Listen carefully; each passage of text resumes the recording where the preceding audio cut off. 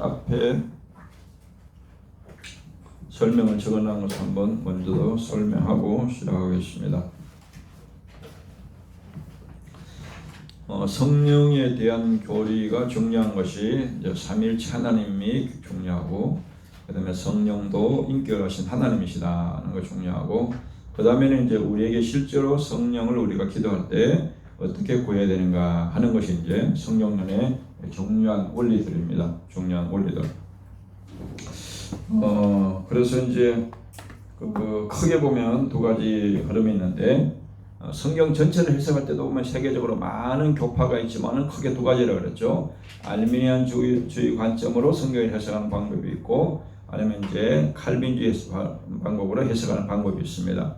그래서 똑같은 교회 같지만은 이제 그 목사님이 신학을 어떤 신학을 했느냐, 장로교에 속했느냐, 아니면 알미니안주의에 속했느냐. 장로교는 이제 칼빈주의고, 그 다음에 알민주는 대부분 이제 모든 그 외의 모든 교단들이 거의 다 알미니안주의입니다. 순복음이나 뭐 감리교나 성결교나 대부분 알미니안주의는 누구냐면 이제 존 웨슬레 들어봤죠. 존 웨슬레를 중심으로 성경을 해석하는 방법이에요. 웨슬레. 그 다음에 이제 칼빈주의는 뭐냐면 칼빈을 중심으로 이제 성경을 해석하는 방법이에요. 근데 성경은 이제 똑같은 성경인데 그래서 어떤 안경을 써놓고 보느냐의 관점의 해석의 차이예요. 신학자들의 관점의 차이인데, 그래서 크게 보면 이제 세계적으로 보면 두 가지 흐름입니다. 한 가지는 뭐라 그랬어요? 알미니안주의 흐름이 있고, 그 다음에 한 가지는 칼빈주의 흐름이 있다. 근데 알미니안주의 특징은 뭐냐면 이제 인간이 해야 할 부분을 주님 집중적으로 많이 강조를 합니다. 그러니까 이제 성경 보면 하나님이 하시는 일이 있고 또 인간이 해야 할 일이 있잖아요. 그러니까 이제 인간적인 입장에서 많이 이제 성경을 그런 관점으로 많이 해석하는 것이 알미니안 관점이고, 칼빈주의는 뭐냐면 하나님의 관점에서 더 많은 강조점을 두고 보는 관점이 이제 칼빈주의 관점이에요. 칼빈주의. 예를 들어서 우리 구원을 이야기할 때도 하나님이 우리 구원을 삼일체는 우리가 창세전에 이미 하나님께서 우리를 계획하시고 예정하시고, 그 다음에 그 예정한 계획 가운데 이루시기 위해서 예수님이 십자가에서 피를 흘려서 우리가 우리 죄를 다 속죄하셨고, 그 다음에 성령께서 이제 그것을 깨닫고 믿도록 도와주신다. 이런 쪽으로 이제 그러니까 우리의 구원이 전적으로 하나님께 달려있다. 이렇게 강조하는 것이 칼빈주의의 성경 해석 보는 관점이에요. 근데 알미니안주의는 뭐냐면 하나님이 아무리 택해놔도 내가 안 믿으면 소용없다. 내가 믿고 영접을 해야 된다. 내가 복음을 받아들여야 된다. 그래서 이제 인간에 대해서 구원이 좌우된다고 보는 거예요. 내가 안 믿으면 구원도 못 받는 것이고, 하나님 아무리 나를 곤란하라 그래도 그러니까 뭔가 주권이 누구한테 있어요? 나한테 있는 거죠. 인간에게 있는 거죠. 근데 성경은 그렇지 않아요. 성경은 이제 그런 요소도 없는 것은 아니지만은 제가 볼 때는 대충 한 7대3 정도는 칼빈주의가 성경에 훨씬 더 많고, 알미니안주의 요소도 한 3%, 한 30% 정도, 이런 비율을 볼 때 전체로 볼 때는 칼빈주의가 훨씬 더 성경을 보는 것이 더 깊고 더 확실합니다. 그래서 보면 주로 보면 이제 한국에 많은 유명한 목사님들 있지만은 대부분의 말씀 좋은 분들이 보면 거의 장로교 출신들이 훨씬 말씀이 깊어요. 왜 그러냐면 이제 칼빈주의는 신학이 워낙 깊기 때문에. 저희 신학 해봤잖아요. 저희 신학이 그게 이제 칼빈주의 개념의 성경 해석이거든요. 근데 알미니안주의는 그 저희 신학이 허술해요. 그게 막 그냥 엉터리예요. 예, 그래서 이제 그 몽골 선교사님, 정선교사님들 이야기 들어보면은 자기는 순복음 신학을 했는데도 불구하고 막 칼빈 조시도 하고 뭐 다른 것도 벌컥도 하고 막 짬뽕을 했대요. 짬뽕으로. 왜냐면 자기들이 신학이 잘 정립이 안 돼 있으니까. 그래서 그게 뭔 차이냐면은 예수님도 보면은 이제 제자들을 훈련할 때 이게 예수님의 훈련 방법이 정석이잖아요. 예수님이. 그러니까 예수님이 3년 동안 철저하게 보니까 말씀을 훈련했어. 3년 동안 제자 훈련. 말씀을 훈련하고 이 성령은 직접 예수님 주신 것도 아니고 내가 가면 성령을 보내줄 것이다. 이렇게 약속했잖아요. 그러니까 이 말씀이 무장된 후에 이제 성령을 받으면 사도행전 같이 아주 열매가 좋아요. 아주 열매가.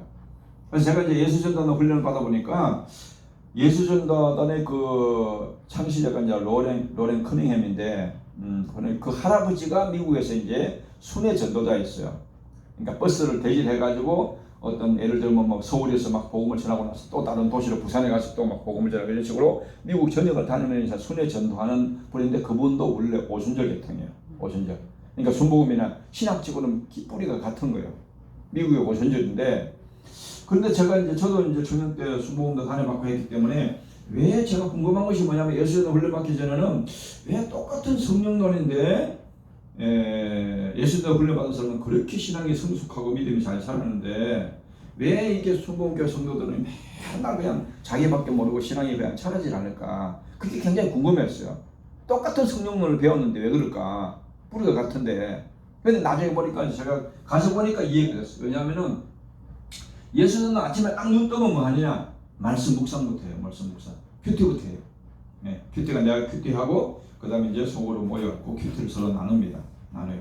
그게 뭐예요? 철저하게 말씀으로 늘 말씀 묵상을 먼저 하고 그 말씀대로 성령의 인도를 구하는 거예요. 예.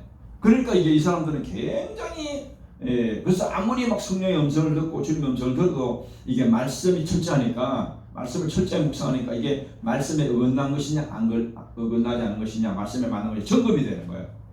그러니까 성령을 이상한 막 기도하다가 성령 음성을 들었다고 하는데도 이게 말씀이 아닌데 말씀이 이탈한 건데 그러면 절제하는 거예요. 근데 이 훈련이 안 된 사람들은 그냥 막 음성을 들으면은 성령 들으면 전부 다 성령 음성을 가는 거예요. 귀신의 음성도 성령 비슷하게 하기 때문에 어떨 때는 내가 영적으로 좋을 때는 성령 음성을 듣는데 마귀가 또 살짝 틈을 타거든요. 그러면 다 그냥 성령 주시는 음성도 성령 음성도 귀신이 주는 음성도 성령을 받아들이고 착각을 하는 거예요. 그러니까 이제 이 말씀이 안 된 사람들이 이 오순절에 가면 굉장히 신앙이 위험해요. 굴곡이 너무 심해. 굴곡이 평시에 막 기도는 뜨겁게 하고 막 열정은 대단한데 믿음을 보면 막 제일 뜨거운 것 같은데 나중에 보면 열매가 개판해 보면 삶의 엉망이에요. 삶이. 그게 이제 그러니까 말씀을 제대로 훈련받고 성령을 받은 거하고 그러니까 말씀 제대로 안 되고 그냥 기도만 막 그냥 자기 욕심대로 하는 거 차이가 신앙생활에 그런 차이가 나요. 그러니까 똑같은 그러니까 하나님 믿으면서도 그래서 어떻게 훈련받는가 굉장히 중요한 거예요. 굉장히. 네. 그래서 이제 우리가 말씀을 어느 정도 많이 훈련이 됐기 때문에 그 다음에 지금 이제 성령론을 오랜만에 참 뭐 처음 하게 되는데 이것을 이제 할 때도 보면 성령론에 대해서도 굉장히 또 신학자들 간에 논쟁이 많아요. 지금도. 크게 보면 이제 두 가지 흐름이에요. 신학자들 흐름 보면 이게 또 책을 뭐 제가 몇 권을 읽어보고 이제 정리한 건데 그러니까 성령론 그러면은 이게 크게 보면 이제 장로교 개혁주의 입장에서는 뭐냐면은 이제 이 성령을 거듭난 거, 예수 믿고 영접할 때 성령을 받고 내가 하나님 자녀로 태어난 거, 그걸 이제 거듭났다. 거듭났다는 것이 두 번 태어났다는 뜻이거든요. 내 육체는 부모로부터 한번 태어나고 내 죽었던 영혼의 예수 믿고 이제 믿음으로 태어나는 거. 이게 이제 거듭남인데 그래서 다른 분은 중생이라 그러는데 그러면 이제 진짜 이 거듭난 사람만 구원받는 거예요. 교회 다니는 사람만 구원받는 것이 아니고 진짜 거듭난 사람, 중생한 사람이 구원받는 거예요. 근데 예수님이 요한복음 3장 3절 5절에 그랬잖아요. 거듭나지 않으면 하늘을 갈 수 없다. 천국 갈 수 없다 그랬잖아요. 그러니까 이 거듭난다는 것이 이제 성령이 내 안에 들어오는 거거든요. 성령이. 그러니까 요한복음 7장 39절에 보면 성령이 언제 들어오냐? 믿는 자가 받을 성령. 예수를 믿고 영접할 때 그때 보이지 않게 성령이 같이 들어오는 거예요. 성령이. 그러면 그 성령이 한번 들어오면 영원히 계시는 거예요. 영원히. 그래서 이 성령을 거듭난 사람은 뭐냐면 내가 구원받은 것인데 그 사람은 뭡니까? 내가 죄인이라는 것이 깊이 인식이 되고 깨달아지고 그 다음에 정말 예수님이 내 죄를 죽으셨구나 부활하셨구나 그 예수를 믿음으로 내가 구원받아 그런 진리가 확실히 복음이 믿어져요. 이거 확실히 믿은 사람은 이제 거듭난 사람을 볼 수가 있죠. 그런데 장로교는 어떻게 해석하냐면은 거듭난 사람들이나 성령이 세례나 똑같은 것이다 이렇게 해석을 해버려요. 그게 이제 우리나라 굉장히 유명한 박형영 박사는 저희 신학이 우리나라 세계 살아주는 유명한 최고의 신학자예요. 우리나라 한국교회 기독교 초기에 박형영 박사는 최고의 전신학학자이고 세계적인. 그 다음에 박윤선 박사는 우리나라 최초로 주석을 쓴 또 성경 주석의 세계적인 또 신학자예요. 이 사람들이 이 해석을 받아들였어요. 영국에 보면 존 스타트라는 신학자가 유명한 신학자가 있는데 이 존 스타트라든가 로이드 존스라든가 그 페크라든가 이런 사람이 이제 영국에서 20세기 3대 최고 신학자들인데 이 사람도 이제 이렇게 해석을 한 거예요. 그러니까 거듭남이나 성령 세례를 다른 것이 아니고 똑같은 것이다 이렇게 해석을 해버렸어요. 그러니까 한국의 많은 교회 목회자들도 이렇게 그냥 알고 있고 주로 이제 성령 세례를 말도 좀 잘 사용을 하지 않죠. 이렇게 하는데 똑같은 장로교지만은 이 로이던스 목사님이나 박영선 목사님이나 차영배 총신대 교수였던 분이나 정원태 교수나 이런 분들은 막 장로교인데도 불구하고 이거하고 이건 틀린 것이다 이렇게 해석을 해요. 그래서 이제 오순절 계통의 대부분들도 그렇게 해석하고 로이던 목사님이나 무디와 같이 사귀었던 토레이 신부라든지 또 박영선, 차영배, 정원태 교수 이런 분들은 이제 뭡니까 이거는 엄연히 다른 것이다 이렇게 봐요. 그러니까 이걸 같은 걸로 보느냐 다르게 보느냐 엄청난 차이가 결과가 나버려요. 네, 엄청난 차이가. 왜냐면 같은 걸로 보면 이제 뭐 이걸 성령실을 따라 기도할 필요가 없잖아요. 그런데 예수님이 주는 그리스도적 살리시 하나님과 신앙 고백할 때 바이러시면 내가 복이 있다 그 말은 이제 구원받았다는 뜻이거든요. 요한복음 13장에 보면 예수님이 제 아들 발을 씻길 때 보면은 너희 목욕했다 그 말이 거듭났다는 거예요.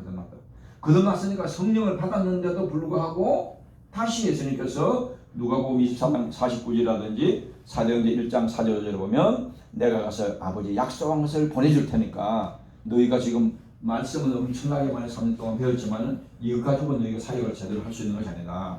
아버지 약속은 성령 세례를 임할 때까지 기다리라 그랬잖아. 기다려. 아버지 약속 임할 때까지. 그걸 기다리라고 해서 말씀을 믿고 이제 열흘 동안 그 마가다락방 모세 기도할 때 열흘 동안 지날 때 그때가 이제 50일째가 된 거예요. 예수님이 40일 동안 계셨잖아요. 부활해가지고 40일 계셔서 그들이 계속 거기서 기도하고 있었는데 그 약속을 하고 나서 10일 동안 계속 기도했는데 오순절날 성령 세례가 임한 겁니다. 성령 세례가. 그러니까 같은 거에서 틀린 거였어요? 다른 거죠. 왜냐하면 이미 제자들은 거듭난 사람인데도 내가 다시 가서 너희가 성령 아버지 약속 성령을 보내줄 테니까 성령 세례를 받을 때 기다려라 그랬잖아요. 기다려라. 그러니까 원인이 틀린 거죠. 그러니까 예수님한테 적용해봐도 틀리고 제자들에게 적용해봐도 틀려요. 예수님도 뭡니까? 만약에 뱃속에 성령을 잉태했을 때부터 성령을 잉태하고 성령이 들어와 계시잖아요. 그 성령께 예수님이 생명을 잉태한 것입니까? 그런데도 예수님이 공생에 사역할 때 그냥 같은 거면 뭐 성령 세례 받을 필요가 없잖아요. 그런데 30세에 다시 세례요한테 세례 받을 때 막 비둘같이 성령이 임하잖아요. 성령 세례가. 그래서 그 성령의 능력으로 모든 예수님의 사역을 하는 거예요. 사도들도 보면 예수님의 제자들도 보면 똑같이 예수님이 구원받은 데 불구하고 사복음서 동안은 믿음이 아주 어린아이 믿음이에요. 예. 맨날 믿음 좋을 때는 할렐루야 했다가 또 뭐 예수님은 또 죽는다고 자기도 죽고 싶어요. 막 저주고 베드로 도망가고 막 그러잖아요. 그런 요 상태의 믿음이에요. 요 상태. 그런데 똑같은 베드로나 그 12제자들과 70여 성도들이 뭡니까? 마가다락방에서 이 성령 세례를 받고 나니까 완전히 다른 사람이 되잖아요. 예. 베드로가 막 순교를 해도 그냥 막 겁을 안 내고 한번 며칠 막 3,000명이 해가고 막 죽은 사람이 살아나고 엄청난 기적이 나타나잖아요. 그러니까 이걸 받았을 때와 이거는 구원은 가능하지만은 사역을 위해서 능력 있는 세례는 이것이 반드시 필요하다는 거예요. 그래서 제가 볼 때는 이제 이게 분명히 구별하는 것이 중요하다는 거예요. 중요하다. 그래서 성령 세례를 받으면 사도행전의 성도들 같이 막 사도행전 성도들 그 12제자들하고 그리고 평신도들 70인 제자들하고 거의 120명 수임이 제자 훈련을 시켰는데 그 사람들이 막 사도들이나 빌립이나 스데반이나 차이가 없잖아. 거기 보면. 빌립이 사마리아가 성경 복음을 전하면 사마리아 귀신들이 다 떠나고 막 사도들이나 뭐 빌립이나 뭐 스데반이나 거의 차이가 없잖아요. 왜냐하면 이 성령 세례의 능력이 성령의 강력한 능력이 임하기 때문에 사람 하나의 도구에 불과하지 베드로나 스데반이나 빌립은 도구에 불과하지 엄청난 능력이 나타나잖아요. 그래서 이것은 분명히 다르기 때문에 이 성령 세례를 위해서는 반드시 능력의 세례를 구해야 된다. 이걸 구별을 한다는 구별. 그리고 이제 성령 충만은 뭐냐면 성령 세례를 주님이 약속하고 나서 오순절에 성령이 막 불같이 바람같이 임했는데 그들이 성령의 충만을 받고 그러잖아요. 이게 최초로 성령 충만을 받은 것이 성령 세례다 그렇게 보는 거예요. 그리고 이제 성령 충만은 또 계속해서 반복될 수 있다. 그래서 사도행전 4장에 가보면 또 빌기를 다음에 또 성령 충만이 임하고 바울에게도 보면 사도행전은 계속 바울 사이도 계속 성령 충만이 반복적으로 일어나요. 그래서 이 세 가지 개념을 정확하게 이해하는 게 굉장히 중요해요. 또 이제 중요한 것은 뭐냐면 이 뭡니까?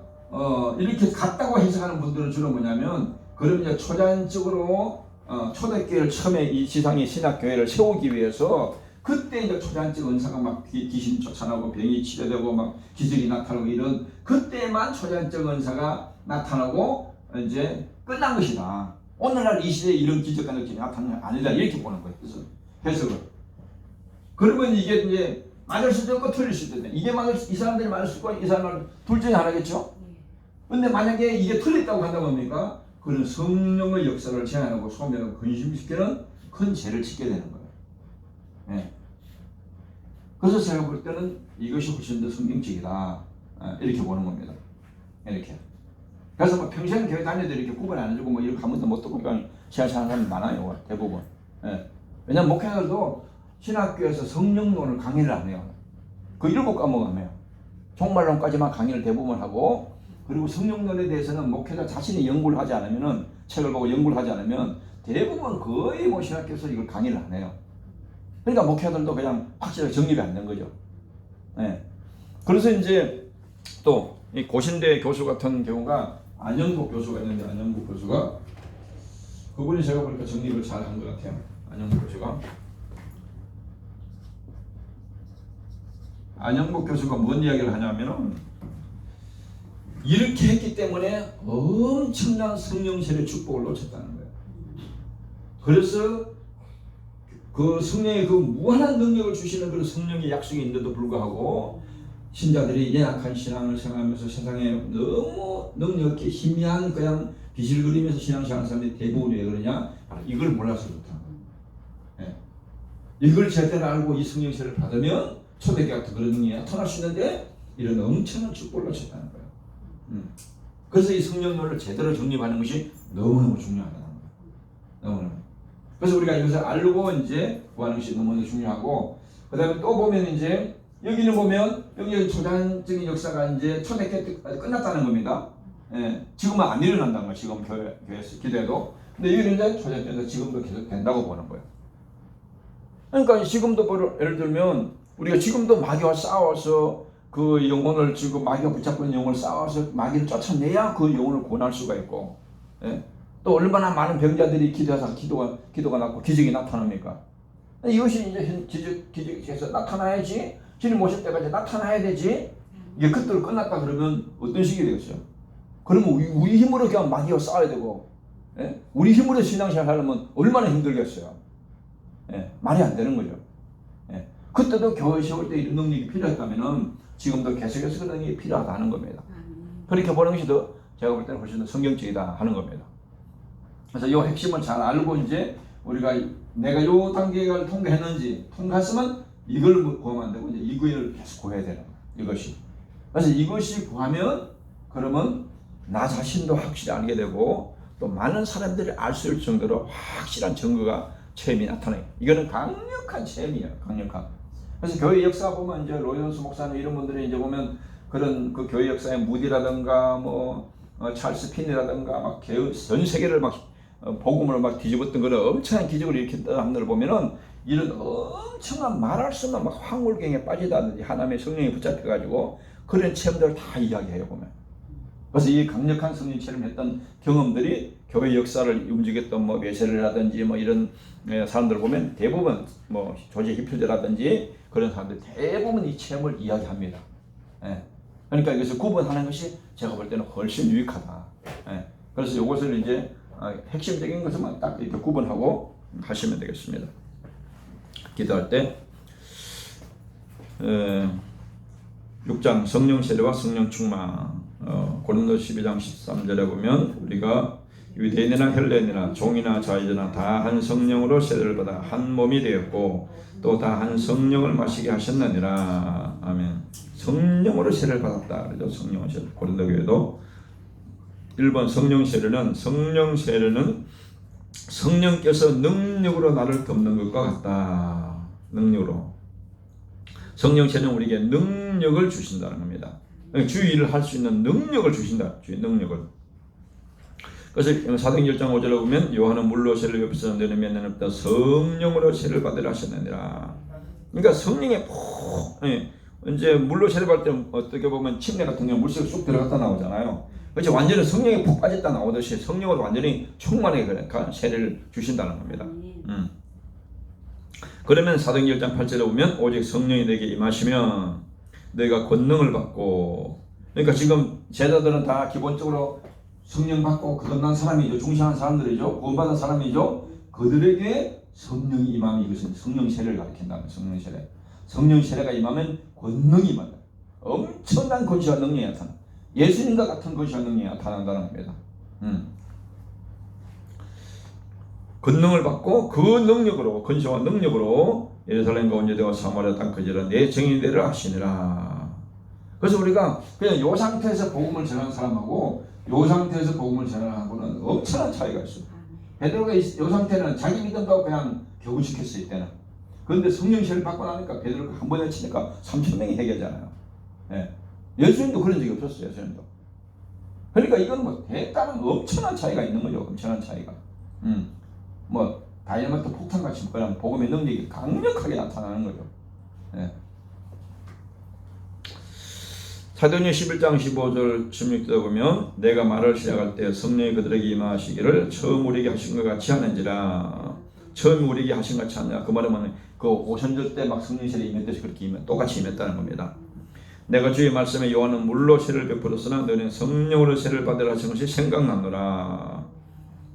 그러니까 사도들이 가서 복음을 전할 때 똑같이 오순절에 임했던 그런 성령이 임하니까 그런 현상을 보고 뭐랬습니까? 요한은 물로 세례를 베풀었으나 너희는 성령을 세례를 받으라. 그것이 생각났다는 거예요. 그 말씀이 거의 그대로 이루어졌다는 겁니다. 누가복음 24장 49절에 보면 볼지어다 내가 내 아버지께서 약속하신 것을 너에게 보내리니 너희는 위로부터 능력이 입혀질 때까지 이 성에 머물라 하시니라. 그때 예루살렘 성 그 마가다락방에서 지금 기도하고 있는데 아버지 약속하신 것을 내가 가서 보낼 텐데 이 성령을 보낸다는 것이 아니라 이 성령 세례의 성령을 보낸다는 거예요. 보낼 테니까 이게 임할 때까지 기다리라는 거예요. 이게 임하면 강력한 능력이 임한다는 거예요. 강력한 능력이. 첫 번째 성령 세례의 목적. 성령 세례의 목적은 나 자신을 위한 것이 아니라 하나님 나라 확장을 위한 것이다. 그러니까 하나님이 천국 확장을 위해서, 천국 건설을 위해서 우리에게 강력한 능력과 그런 능력을 주는 것을 말합니다. 사역을 위해 헌신할 수 있는 능력을 주는 것이다. 그러니까 이 상태에서 주일을 하는 거하고 이 상태에서 주일을 똑같은 사람이 베드로가 이 상태에 일하는 거하고 이 상태하고는 천지 차이. 똑같은 사람인데도 확실하게 구별이 되죠. 적극적인 헌신하는 정인의 삶을 살 때 더욱 큰 은사가 임하게 된다. 사도행전 10장 38절도 보면 예수님도 사역을 볼 때 보면은 하나님이 나사렛에게 성령과 능력을 기름 붓듯 하셨으며 그가 두루다니시며 선한 일을 행하시고 마귀의 눌려 모든 사람을 고치셨으니 하나님이 함께 하셨습니다. 성령과 능력을 기름 부으셨다. 성령 세례를 주셨다는 거야. 성령 세례를. 이 성령 세례를 받고 예수님도 모든 귀신을 쫓아내고 모든 사역을 했다는 겁니다. 누가복음 4장 14절 15절에 보면 예수께서 성령의 능력으로 갈릴리에 돌아가시니 그 소문이 사방에 퍼졌고 친히 그 여러 회당에서 가르치신 모든 사람의 칭송을 받으시더라. 예수님의 모든 사역, 공생의 사역이 성령의 능력으로 하고 있다. 성령의 능력으로. 누가복음 4장 18절 19절을 보면 주의 성령이 내게 임하셨으니 지금 이 성령을 이야기하는 것이 아니라 이 성령 세례를 이야기하고 있습니다. 성령이 임하셨으니 이는 가난한 자에게 복음을 전하게 하신 내게 기름을 부으시고 나를 보내서 포로된 자에게 자유를, 마귀에게 포로된 자에게 자유를 주고 눈먼 자에게 다시 보게 하고 눈을 뜨게 하고 전파하며 눌린 자를 자유롭게 하고 주의 은혜의 해를 전파하게 하려 하심이라 했더라. 이 예수님의 능력이 있는 사역의 예수님도 신성 하나님이고 인간을 가지고 있는데 사역할 때는 인성으로서 사역을 하는데 오직 자신이 신성의 능력을 가지고 하는 것이 아니고 완전히 성령의 능력으로 모든 사역을 해요. 성령의 사역. 그러니까 우리에게 예수님의 모든 사역은 우리의 모범이라 그랬죠. 우리도 그렇게 해야 된다는 것을 보여주고 있는 겁니다. 두 번째, 성령 세례의 결과. 성령 세례의 결과로 능력이 나타나게 된다. 결과적으로 우리의 삶을 통해서 예수님의 능력이 나타나는 삶, 능력이 있는 삶, 변화를 주는 삶을 살게 된다. 그러니까 예수님과 같은 능력이 똑같이 나타나게 된다는 겁니다. 누가복음 24장 49절 볼지어다 내가 내 아버지께서 약속하신 것을 너에게 보내리니 너희는 위로부터 능력으로 입혀질 때까지 이 성에 머물라 하시니라. 그래서 이제 일반적으로 이제 목회자들이 지금은 이제 목사가 돼서 사역을 할 때 보면은 뭐 신학 과정을 이렇게 마치고 한 7년 마치고 나면 이제 그러면 목사 안수를 받고 하는데 그게 이제 보면 이 성경책을 보면 뭡니까? 이것은 어느 정도 준비가 되는데 이게 아직 성령 세례가 안 됐잖아요. 이게 돼야 이제 제대로 이제 준비가 된 겁니다. 사역으로서. 예. 그래서 똑같이 신학을 전공해서 목회를 해다 보면 이제 이게 된 사람과 이게 이 상태에 있는 사람하고 그런 차이가 사이의 차이가 엄청난 역사가 일어나죠. 사도행전 1장 8절 오직 성령이 내게 임하시면 너희가 권능을 받고 그러니까 이것은 하나님의 능력이에요. 하나님의 능력. 그러니까 성령이 주는 하나님의 능력이 충만히 임하게 되는 겁니다. 권능을 받고 예루살렘과 온유대와 사마리아 땅까지 내 증인들을 하시니라. 요한복음 14장 1절에 그날에는 내가 아버지 안에 너희가 내 안에 내가 너희 안에 있는 것을 너희가 알리라. 완전히 영적으로 연합이 된다는 것입니다. 고린도 12장 7절에 11절에 9가지 은사를 이야기하고 있는데 각 사람에게 성령을 나타내시면 유익하게 하려 하심이라. 예수 믿는 모든 사람에게 성령께서 각 사람에게 은사를 주신다는.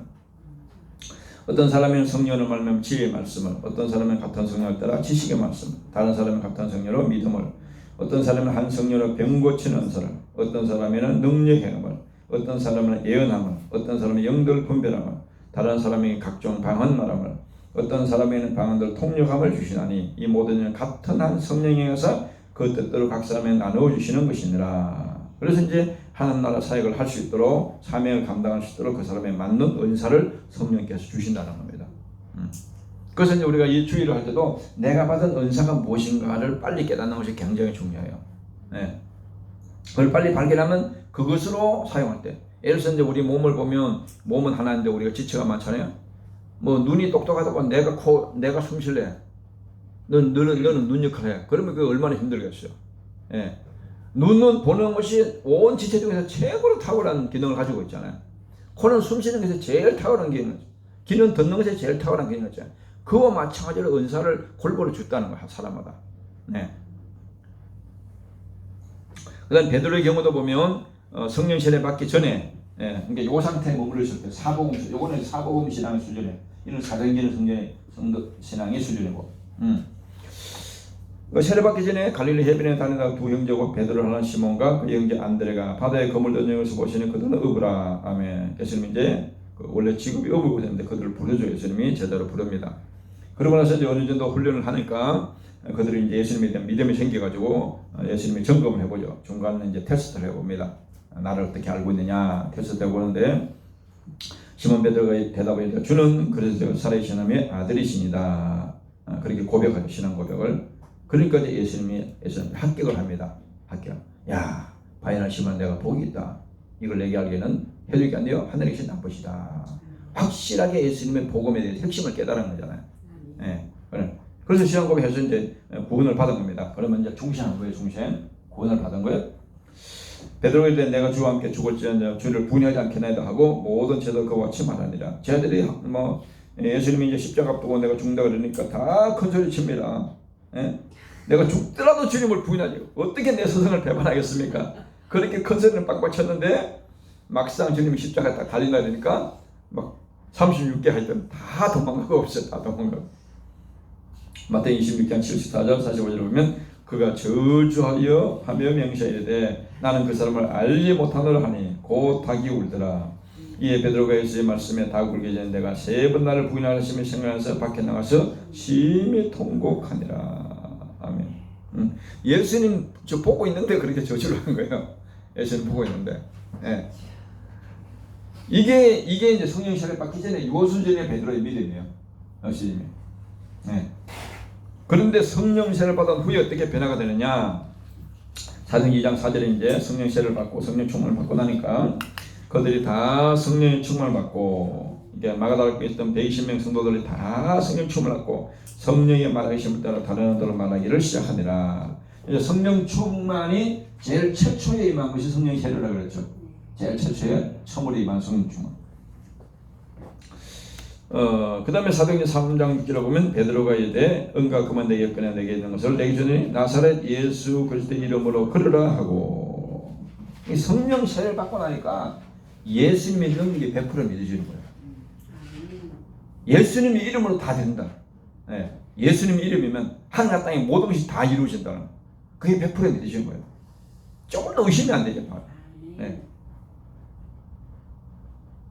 우리나라 그 북한의 김육도 목사는 능력을 받아가지고 이제 자기가 이제 이 베드로 이걸 따라한다고 가다 보니까 시장에 가니까 이제 안전뱅이 그래. 그래서 이제 안 나서면 창피하니까 골목으로 데리고 가가지고 그렇게. 근데 베드로를 거기서 안 하잖아요. 딱 보면 그게 100% 믿어지는 거예요. 나을까 안 나을까 그게 안 나는 거예요. 아니, 예수님 이름으로 걸으면, 왜냐면은 3년 동안 본 게 그거잖아요. 예수님 말씀하면 안 된 게 없어요. 다 됐잖아요. 막 죽은 사람 일어나고 그러면 일어나고 나사로도. 예? 예수님이 3년 동안 계속해서 밟는데 그게 안 믿어지시 타던데 지금 성령세를 받거나 그게 100% 믿어지는 거예요. 100% 믿어져요. 100% 믿어지면 걱정할 것이 없죠. 예. 안 믿어지면 문제지. 우리도 지금 예수를 믿는데 성령세를 받거나 그게 100% 믿어. 조금 더 의심이 안 돼. 조금 더. 근데 이제 이 상태에 있으면 믿음이 좋을 때는 할렐루야 믿으셨다가 또 믿음이 떨어지면 이게 진짜인가 했다가 이게 이제 왔다 갔다 하는 거예요. 그래서는. 예. 그게 문제인 이제. 그러니까 대부분 이제 교회 안에는 세 종류 어떻게 보면 세 종류. 교회 안에 다니면서도 아직 거듭나지도 못한 이제 신자가 있고 불신자가 있고 교회는 또 가룟자 같은 사람. 그 다음에 이제 구원받은 사람이 거듭난 사람이 있고 그 다음에 이제 그러는 이 단계 또다시 이 성령세를 받아 성령 충만한 이런 사람은 보면 한국계 뭐 제가 보면 한 5% 되면 많이 돼요. 5% 되면. 예. 5% 되면 대부분이 이거나 아니면 아직도 구원도 못 받은 사람이 많아요. 복음도 제대로 못 깨달은 사람이. 근데 거기 보면 이제 세 종류가 있는 거죠.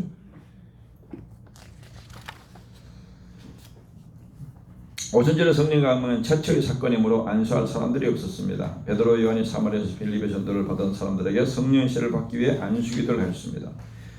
사도 바울이 아나니아를 통해서 성령세를 받을 때 눈이 치고 일어난 것만을 기록하고 있습니다. 그러니까 이 아나니아도 그냥 평신도인데도 불구하고 사도가 아닌데도 불구하고 바울을 그냥 안수해서 기도하니까 바울에게 성령 충만이 임하고 바울에게 능력이 임하잖아요. 다음 두 번째 성령 충만. 성령 충만하면은 내주하시는 성령께 온전히 지속적으로 순종하고 복종할 때 나타나는 결과로서 삶을 말한다. 그러니까 성령 충만도 이제 신학자에 따라 설명이 다양합니다. 예수로 충만한 것이 성령 충만이다. 또 말씀으로 충만한 것이 성령 충만이다. 뭐 다양하게 표현하는데 완전히 성령으로 그냥 충만한 상태를 이야기합니다. 완전히 성령에 사로잡힌 상태.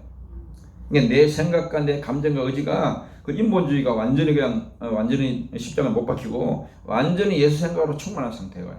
예. 에베소 5장 18절에 보면 술 취하지 말라 이런 방탕한 것이니 오직 성령으로 충만함을 받아라. 성령 충만은 명령이에요. 주님의 명령. 하나님의 명령입니다. 이건 받아도 되고 안 받아도 되는 것이 아니에요. 성령 충만을 받아라. 왜냐하면 성령 충만 안 받으면 술 취한 삶에서 방탕한 삶을 인생을 살게 된다는 거예요. 예. 요한복음 7장 37절 39절에 보면 명절 끝날 곧 큰 날에 예수께서 서서 외쳐 이르시되 누구든지 목마르거든 내게로 와서 마시라. 나를 믿는 자는 성경에 이른같이 그 입에서 생수의 흘러나오리라 하시니 이는 그를 믿는 자들이 받을 성령을 가리켜 말씀하신 것이라. 예수께서 아직 영광을 받지 않았으므로 성령이 그들에게 계시지 아니하시더라. 이것은 뭡니까? 이 성령세는 아직 안 받았다는 거예요. 이 성령세를.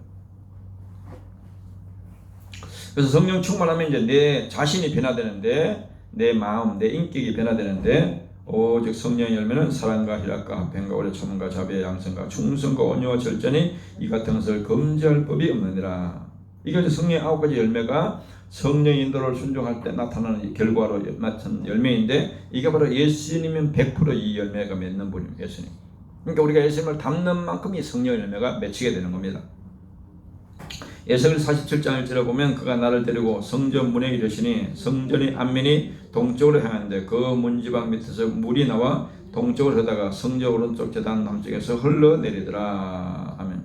그러니까 성전 문에서 뭔가 성전 이 법궤가 있는데 여기서 이제 물이 줄줄 흘러나오는 물이 흘러나오고 물이 흘러가는데 이제 처음에 보니까 발목에 잠겼다가 물에 잠겼다가 허리까지 왔다가 나중에 수영하는 그런 상태. 그 성령의 충만한 정도를 이제 이렇게 비유한 겁니다. 상징한 겁니다. 성령 충만과 성령 세례. 성령의 내적 사역으로서의 충만을 성령 충만이라고 주로 말합니다. 그다음에 외적으로는 이제 우리 몸에 주로 나타나고 은사로 나타나는 것이 이제 외적이고, 내적인 뭐냐면 내 마음이 변화되는 거예요. 성령의 예수님을 닮게 되는 겁니다. 그래서 내 인격이 변화되고 예수님을 닮은 성화가 이루어지는 것이 이제 성령의 내적인 충만입니다. 내적인 충만. 그러니까 두 가지가 다 필요한 거예요. 갈라디아서 5장 22절 23절에 오직 성령의 열매는 사랑과 희락과 화평과 오래 참음과 자비 양성과 충성과 온유와 절제는 이 같은 것을 금지할 법이 없느니라. 아멘. 고린도 13장 사랑의 장에서 4장 4절에 7절에 사랑은 오래 참고 사랑은 온유하며 시기하지 않으며 사랑은 자랑하지 않으며 교만하지 않으며 무례히 행하지 않으며 자기의 유익을 구하지 않으며 성내지 아니하며 악한 것을 생각하지 않으며 불의를 기뻐하지 않으며 진리와 함께 기뻐하고 모든 것을 참으며 모든 것을 믿으며 모든 것을 견디느니라. 아멘. 이런 인격으로 변화가 된다는 겁니다. 네. 사랑이 충만해지는 겁니다. 사랑이 충만해지는 거예요. 사랑으로 모든 것을 이기는 겁니다. 예수님 같이. 그 다음에 외적으로 사역으로서 충만한 주 일을 하기 위해서 다른 사람을 섬기기 위해서 교회를 섬기기 위해서 성령 세례로 능력의 세례는 이제 주로 사역과 연관인 사역. 주 일을 하는 것. 사도행전 1장 8절에 보면 오직 성령이 내게 마시면 내가 권능을 받고 예루살렘과 온유대와 사마리아 땅까지를 내 증인이 되라 하시니라. 아멘. 고린도 12장 10절에 11절에 보면 9가지 은사가 바로 그래서 이 외적으로 나타난 은사란 겁니다. 외적으로. 예. 그래서 이제 그 눈에 막 성령이 임하게 되면 외적으로 영안이 열리게 되고요. 손에 임하게 되면 막 신유 은사가 나타나기도 하고. 예. 그래서 어떤 분들은 막 그 은사가 강하게 나타나면은 오늘도 이제 그 선교 회장님하고 이야기하다 보니까 그분이 간증하는데도 어떤 분이 은사를 딱 받았는데 의항에 있는 그 물고기 밖에서 다 보이잖아요. 사람 마음이 그렇게 확 보이더라고. 사람 마음이. 예. 그러니까 이제 그게 이제 뭐 표현하는 게 투시 은사다 이런 말도 하는데 우리 게 청년대 다닐 때 우리 게 담임 목사님도 그런 은사들이 강했어 보면 그 사람 딱 보면 귀신이 어디 그 사람 몸에 여기가 시커멓다든지 귀신이 여기 붙어있는 쪽에 이런 식으로 이제 영안이 열릴 수도 있어요. 영안이. 그러니까 영적 세계는 어떻게 말로 다 표현할 수가 없어요. 예. 성령 세례는 일회적이지만은 성령 세례. 왜냐하면 성령 충만이 최초로 임한 것이 성령 세례를 했으니까 이거는 일회라는 겁니다. 일회적이면 성령 충만은 계속되고 반복된다는 거. 반복된다. 예. 그래서 우리가 성령 충만은 계속 반복하면서 구할 수 있는 겁니다. 그래서 오순절 계통에는 최초의 성령 충만을 성령 세례라고 표현합니다. 이것과 이제 구별한다는 거죠. 이것과 이거 구별한다는 것이고, 성령의 세례는 장로교는 성령으로 거듭나는 것을 성령 세례라고 한다. 같은 걸 알았으니까 다른 거 구할 필요가 없는 거죠. 이걸 구할 필요가 없는 거죠. 예. 그런데 이 장로 같은데 이제 예를 들어서 계시록을 해석할 때 그 무천서 같은 경우는 또 얼마나 또 문제가 생기냐면은 그 사람들은 또 어떻게 해석하느냐? 이걸 부활 1차 부활이라고 봐요. 이걸. 예. 그러니까 뭐냐? 성경에서 거듭나는 것을 부활을 한 적이 없어요. 예수님이 재림할 때 우리가 부활하는 것이지. 예. 그러니까 이게 교리가 제대로 정리가 안 되면 굉장히 성경 해석에 이제 혼란이 많이 오는 겁니다. 혼란이 오게 되는 거예요. 두 번째 성령의 세례는 성령께서 우리 밖에서 우리 안으로 향하여 움직이고 있다는 결과이다. 외부에서 오는 거죠. 성령의 세례는 위로부터 강력한 능력이 임하는 거니까 성령 세례와 성령 충만은 서로 깊은 연관이 있다는 깊은 연관이 있다. 그럼에도 영적인 불균형이 있을 수 있다는 겁니다.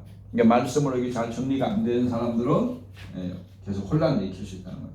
그래서 고린도 교회 같은데 또 오늘날도 보면 은사주의 교회들 보면은 뭡니까? 굉장히 혼란이 많아요. 영적으로 혼란이 많아요.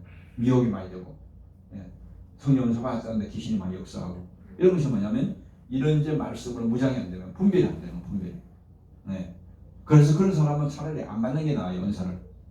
왜냐하면 굉장히 혼란이 많고 미혹이 되기 때문에 이게 그 악용을 마귀한테 악용으로 나쁜 쪽으로 많이 쓰임 받는 경우들 많아요. 그래서 은사 받고 이렇게 조지 받고 이렇게 막 끝이 안 좋고 이런 사람들 보면 대부분 이제 이게 말씀 무장이 안 된 사람들에서 맨날 은사만 추구하고 쫓아다니고 그런 사람들이 이제 그 사람들도 열심은 대단합니다. 열심은 대단해요. 못 따라가 열심은. 근데 열매가 없는 거예요. 붕 떠가지고. 물 세례와 성령 세례 충만한 다음과 같이 비교 대조할 수 있다. 위치 성령 세례는 우리가 성령 안에 완전히 들어가는 것 같이 성령의 살아가는 것이고, 물 세례는 성령께서 우리 안에 들어오는 것이다. 성령의 내주. 결과 성령 세례는 초장적 은사를 우리에게 주셔서 능력 있는 정의의 삶을 살게 하시고, 물 세례는 우리의 구원을 주는 것, 거듭나게 하는 겁니다. 회개의 세례를 주는 것이고, 어쩌면 성령 세례는 은사를 주셔서 능력 있는 정인의 삶을 살게 하는 것이고, 성령 충만은 열매가 맺히는 삶을 통해서 예수님의 성품과 생활을 닮아가면서 예수님의 정인의 삶을 살게 하는 것이다. 그래서 요것만 하여튼 잘 정리해도 큰 이번 성령학교로 수학을 얻는 거예요.